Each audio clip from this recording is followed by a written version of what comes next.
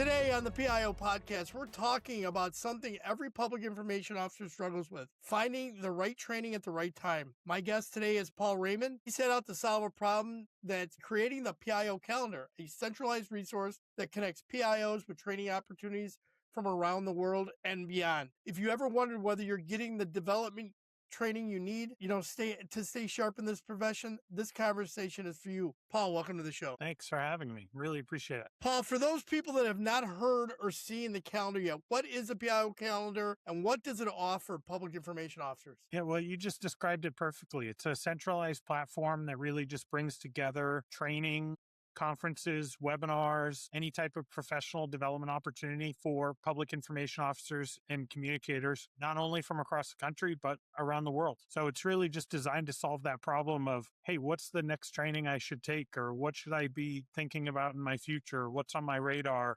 When it comes to public information officers and professional development. All right. So you created this out of nothing. This was an idea that you had. So where were you seeing the gap in the profession that led you to create it? I saw it myself. I was trying to find what's the next training I want to take? What's the next professional development? I'm a big believer that, if you're not learning to grow, you're falling behind. And so from my standpoint, I'm always looking for that next opportunity. What's the next class I could take? What's the next webinar I could sign up for? But it was really hard, and I was trying to find something at least once a month that I could do, like a webinar or a training I could attend, but it was hard to find them. They were all disconnected, some were with associations, some were on FEMA sites, some were on LinkedIn, some were never shared publicly at all. Like they were just word of mouth, so it was really hard to find them. And the goal was just simply, how can I find my next training? And then I thought, well, if I'm having trouble doing this, I'm guessing a lot of public information officers are having trouble doing this too. So let's try to close that gap. Why do you think historically it's been so hard for that kind of something like this to have come about? I mean, everybody needs training, but it just seems like in our field, this has been a big issue. Yeah, I think it's because there's no real entity or somebody that takes ownership of PIO training. Like everybody kind of has their fingers in the pot, but nobody's the real lead for it. Like FEMA does a lot. You do a lot with TEACs. There's all these other organizations out there that do a little bit of public information officer training, but then there's nobody to just kind of grab the bull by the horns and lead the way. And so I think it's hard because there's no single governing body that really pushes everything into one place. And it's a mix, right? Especially because we see it, there's a lot going on at the federal level, but there's even more going on at the state and local level. And that's really hard. And then now when you factor in, private providers, there's a lot of really good private providers out there that are doing really fantastic training, but it's hard to find them in one place. And now with the PIO calendar, hopefully PIOs they can find all the training they need, the professional development, seminars, workshops, all that stuff in one easy to locate place. And I was thinking about this when I was putting this together, and I'm, you look at the state associations, a lot of them have training, but it's just an email out to their membership to say, hey, we're having a training or we have our conference or whatever it might be. But there might be PIOs just statewide that are not members of that association yet. They have no clue it's coming out. And you have to hope that training director from that agency says, hey, there's PIO training here, which I was a training director. I know how that goes. A lot of times you just miss things. Yeah, you definitely do. It creates this lack of visibility for people. And I think the PIO calendar also helps training officers, because if they know they've got a class that's related to public information officers, they can easily submit it to the calendar, goes up on the calendar, PIOs can find it. And, I was a state training officer many years ago when I worked for the state Homeland Security and Emergency Management. And, one of the risks we always ran into is if we don't put people in classes, we're going to lose funding for those classes. And so this is an opportunity for a lot of state training officers to find somebody who may not be on their email distribution list, may not be a regular attendee to some of their trainings, but may have an interest in one or two specific trainings like comms or public information officer classes that they're offering. So, and others, I think, find the opportunity. They see something and they're like, oh, that's a class I definitely want to take. I've been talking with a couple of big nationwide organizations and associations. One of them in particular, they put their first training on the PIO calendar, and within a couple of weeks, they had something like 81 registrations. And normally they only have like 30 people that sign up for this one webinar. Wow. And they were getting Wow. people from all over the country that found it on the PIO calendar. So it adds, the value is there. Right, right. You doubled their attendee, that to more than doubled. That's outstanding. So can I ask you for this from your perspective? Are agencies investing enough in training, or is it still a challenge across the board? I think it's a challenge across the board. I think some agencies do a really good job investing in training. I think others still treat communications as an afterthought. And so there isn't a ton of proactive training. It's very reactive. And I think the reality, though, especially around communications is operational. And if you're not investing in professional development or training, you're accepting a significant risk. And so I think state training officers, agencies really need to start thinking about how can we make sure that our people, and the people doesn't necessarily mean people that work for them, but the people in your community that might be responding or assisting in responding to emergencies, how can we help them invest in their own professional development? And I'd say probably 70% of the trainings listed on the PIO calendar are entirely free. And we've got dozens that are web-based virtual trainings that essentially anybody could sign up for from across the country. So, the concept that it's hard to find training now, or I can't travel across the country to take that class. Well, we've got virtual options too. So Yeah. there really is no excuse for not investing in training because there's so much opportunity out there. And that was one of the eye-opening things for me is I knew there was a lot of training out there. I didn't know how much training there was. And there's a lot of really good training out there. I'm signing up for a bunch of classes myself. I take a ton of webinars now that I never knew existed, all because I found it on the PIO calendar. That's awesome. When I was our training director at my agency, one of the things that I did is I started coming up with training tracks. So you have a new PIO come in or a new ET. What are the courses that they have to meet minimums? And that was what I worked off of, was to try and get these courses. And the bigger problem was those courses only came around so many times a year. Having something like the PIO calendar, that would be a better way to approach it, because then I'm going to be able to find it maybe in the next state over, but it's a virtual, which is okay, especially nowadays. Exactly. Years ago, they used to never want to do virtuals because, but now agencies, it's even harder to travel. So why not? Yeah, absolutely. All right, Completely so agree. walk me through this. So how should a PIO use a calendar? What's the best way to approach it? Yeah. So I think there's two really simple approaches to the PIO calendar. First is just going on the PIO calendar, PIOcalendar.com. In the top right, there's a button that says view the full calendar. Click on that, and it just gives you a calendar and a list view of all the upcoming classes. Um, another feature that's recent to the calendar is right on the homepage. There's actually 4 tabs, and the 4 tabs basically are upcoming events. So the next 5 upcoming events, and at the bottom there's a link to take you to the calendar. You can see more. But then there's another tab that's the 5 newest entries onto the calendar. So if you want to see what are the 5 classes that were just added to the calendar, those are listed right there. And then we've got another tab for feature events that are coming up. So those are the ones that are kind of being most viewed, a lot of interest. They're kind of trending because of views. People can click on those and see. And it actually tells you how many people have viewed them. So like we've got a couple of classes right now that are up in the 70s and 80s, and those are views on that class.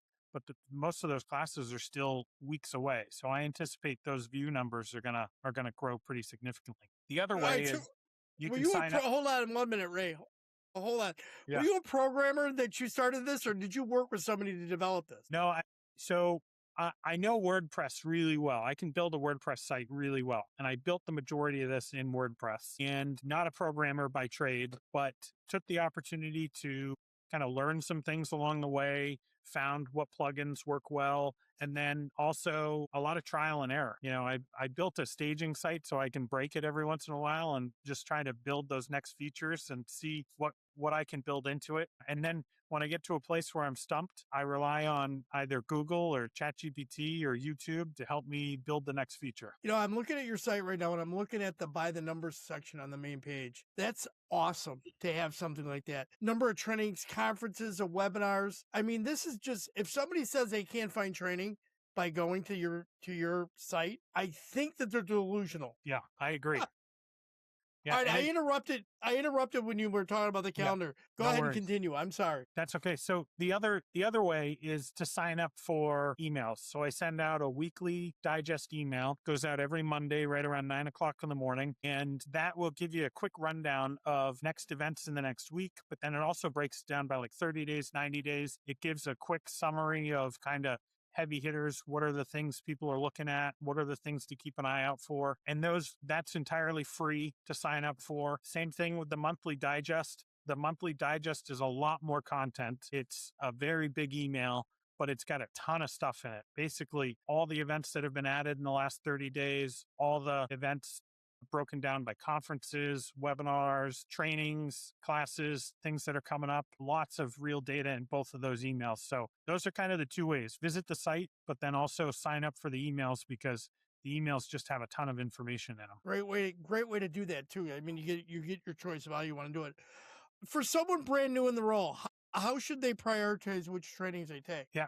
I'm a big believer in, foundational training. Everybody should have like the same kind of foundational training. And so I think one of the better foundational trainings out there is the FEMA L105, the Public Information Basics class. If you're a new PIO, find that class. We've got something like 80 of those classes on the calendar right now. There's a ton of those classes all across the country. FEMA's still offering, well, when they reopen, FEMA will offer a few virtual classes for the L105. So hopefully that's an option for people to take too. And then there's other classes like TEACS offers the management classes that are out there for public information officers.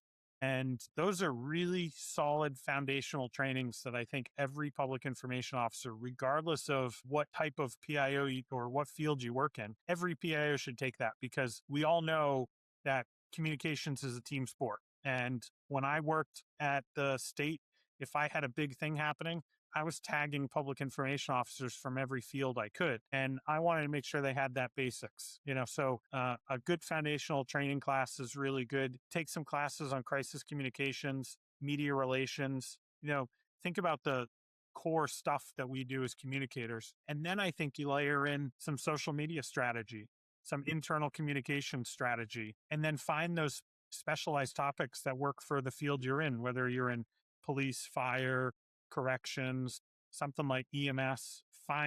There are classes out there that specialize in those types of communications and public information. That's great. Paul, if you're an experienced PIO, is there a different way to look at the calendar or, if you've got all the basic stuff down? Yeah, so that's a feature I want to build in is eventually I want to build in what I'm calling pathways. I don't know if there's a better way to call it, but the future that I see for the public information officer using the calendar is building out their pathways. They know that this is the direction they want to go and this is the training they want to take and they can build their own pathway for their specialty. So right now, an experienced PIO can find dozens of classes on there that are going to fit their need. But in the future, I really hope to make it more pathway focused. Like, you want to go into crisis communication.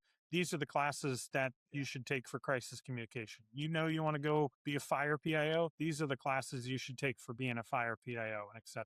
Yeah, I like that idea about the pathways, and I think that's a great way to title it pathways because it's a directional thing. So you're pointing them the way they need to go. I like that. As you built this, you've probably seen a wide range of courses. What trends are you now seeing in PIO training? Yeah, the big one is AI. Seeing a ton of stuff on there about AI and a lot more interest in the AI classes. Also, misinformation. There's a few good classes out there, some webinars that are getting a lot of views on misinformation and managing misinformation. And then seeing a lot more interest in digital tools, how to use social media outside of the normal way that we were always taught, or the way that we use it in our personal life. How do we use it professionally?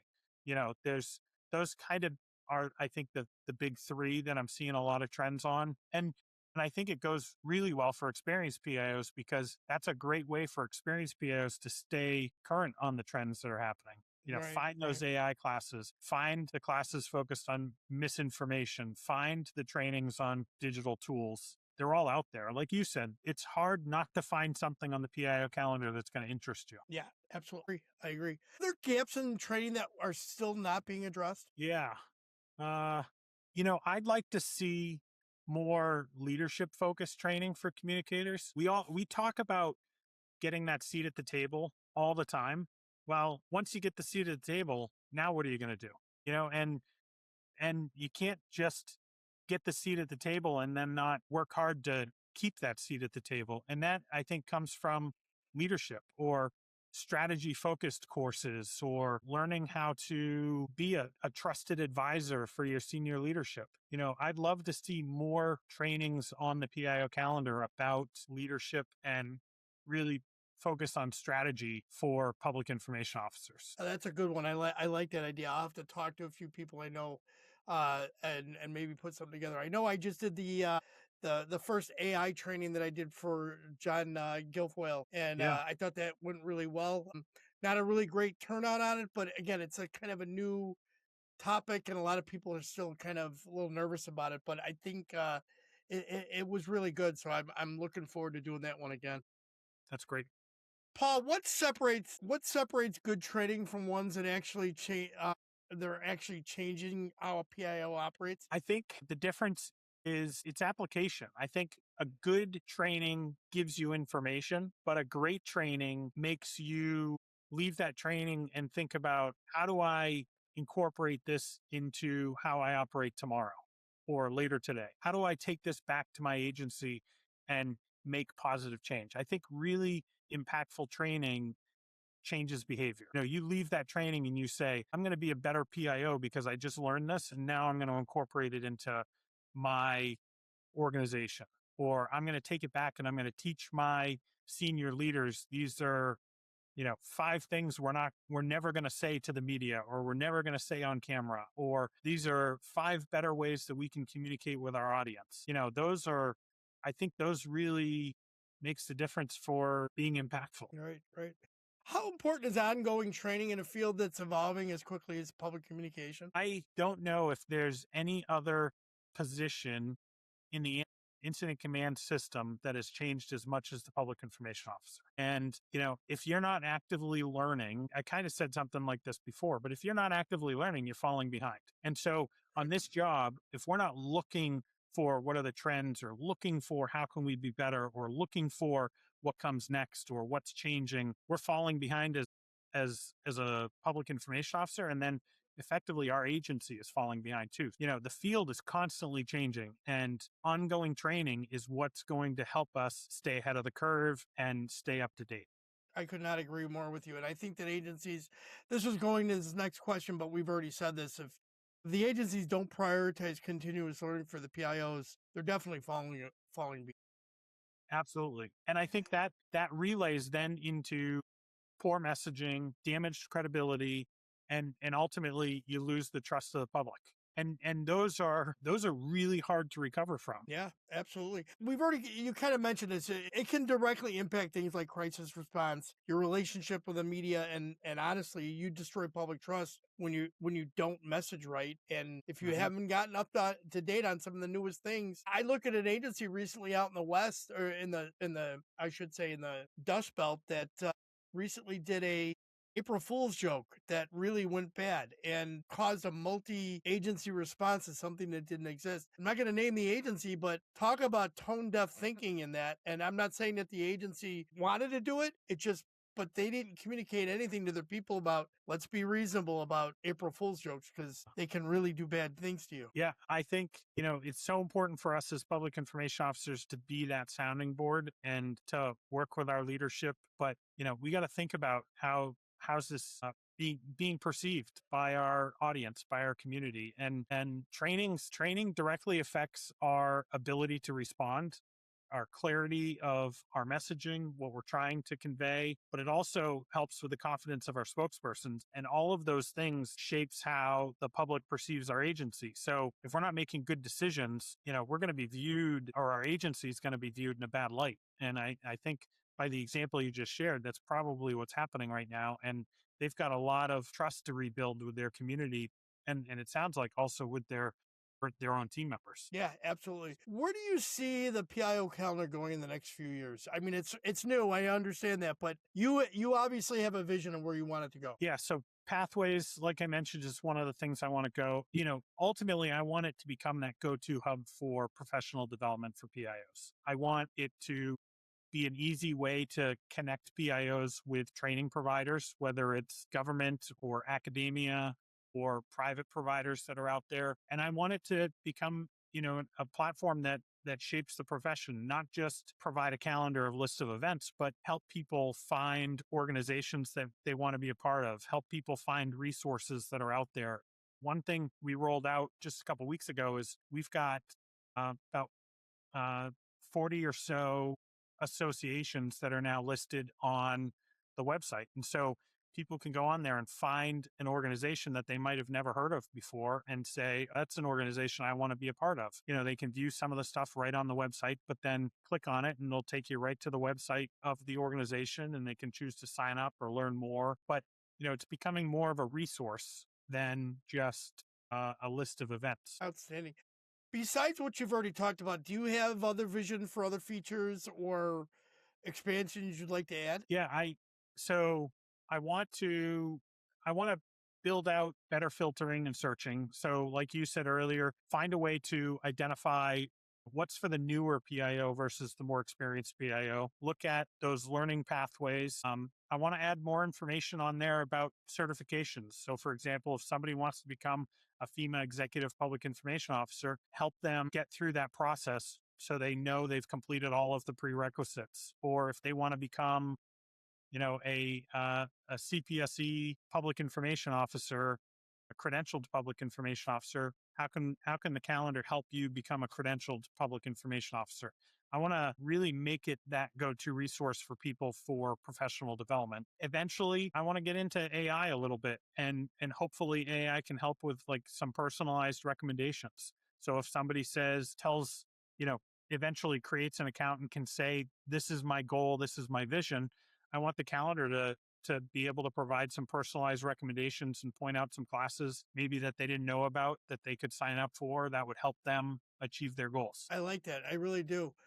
How can training providers or agencies get involved or be listed for an event? Yeah, so it's all free. All they got to do is go right onto the website and there's a button up in the top right next to the, view the calendar button that says submit your event and you can click that button. It's very easy. You fill out a couple of things, number of questions, provide the details on the event itself and submit it. Same thing for associations and organizations. If they want to be listed, they can go right on there, go right to the associations and organizations page. And there's also a button, add, add my association.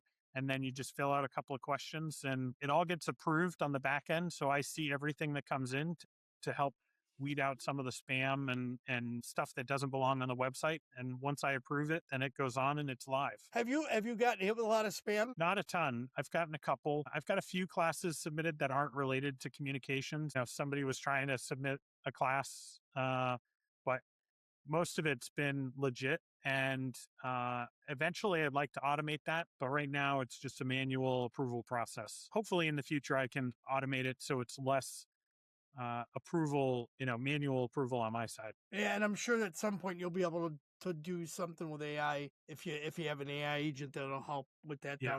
down the line. Paul, is there a question I should have asked, and if so, what would you have answered? Well, you kind of, you talked about the future and I think for me, the question is, what does success look like for the PIO calendar? And, my goal with the PIO calendar, success for me is when PIOs can't say to somebody, oh, I didn't know that training existed, or I didn't know that training was happening, and too many times I've heard about that, whether it's a conference I went to and I come back and somebody says, oh, I wish I knew about that. Well, my goal is public information officers will use the website, use the calendar, find trainings, know about events, and they can no longer say, I didn't know that was happening. Yep.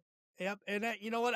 Since you and I have talked, only, because of the FEMA shutdown, I've only done one class. And I talked about the calendar from that day. Once we start up again, I obviously will be talking about the calendar to all of our attendees every time, because I believe in what you've done here.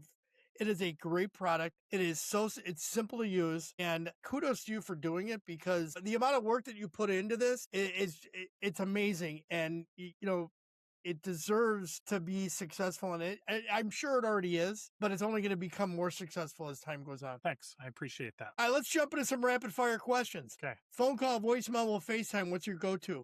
I'm old school phone call. Streaming binge or weekend read? I'm a streaming binge on a weekend. Morning. No, I'm huge into West Wing right now, so I'm rewatching okay. the West Wing series on Netflix. Okay, that's cool. You know what? I love that show. That was a great show. Streaming binge or a weekend read? Oh, we said that. Morning Yep. ritual. Rise, workout, coffee, or news scroll? I'm a news scroll guy first thing in the morning. If you could adopt an animal, mythical or real, what would it be? I grew up with dogs, and I'm just an old school. If I could have a golden retriever or yellow lab or something around the house, I'm good with that. Yeah, I had a golden one time. She's great. What's one song that always gets you moving no matter this mood? It's going to probably sound funny, but I really like Buddy Guy. And if I've got to work on a project, I can put Buddy Guy in my headphones and I can just focus. So Buddy Guy is my go-to if I want to stay focused. Awesome. Play teleportation or time travel. Which power would you pick and why? Probably teleporting, because the time for me is the real constraint. So if I can get someplace really quickly, I want to get there as fast as I can. I can't wait till they invent the transporter from Star Trek. It'll be great to be able to travel from one pad to another. Yeah. Be awesome. Play it safe or roll the dice. I'm a play it safe guy most of the time. Okay. Which historical figure would you like to shadow for a day and not just meet?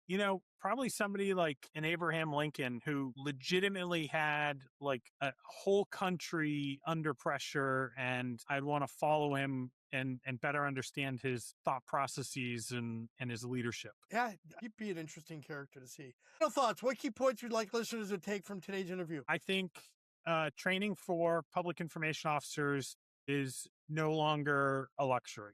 I think it's part of our profession. I think it's a responsibility we all have. I heard it was just a random thing I think I saw on Facebook, and it was talking about how we all have a responsibility to improve the profession. Well, I think that applies to public information officers. And if we're not raising the bar by bettering ourselves, then we're not going to help the public information officers that come after us. So we got to be a stronger field together. And part of that is professional development. I agree. As we wrap this up, is there a piece of wisdom or a motto you live by? I try to be a better person every day.